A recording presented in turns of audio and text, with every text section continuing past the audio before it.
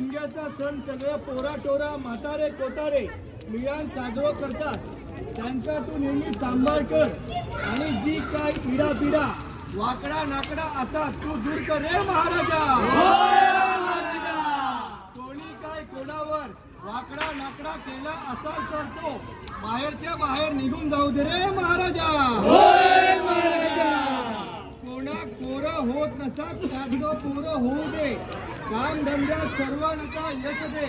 पोरा टोरा शिगे जुळत नसतात तर तुझ्या कृपेने जमू दे रे महाराजा.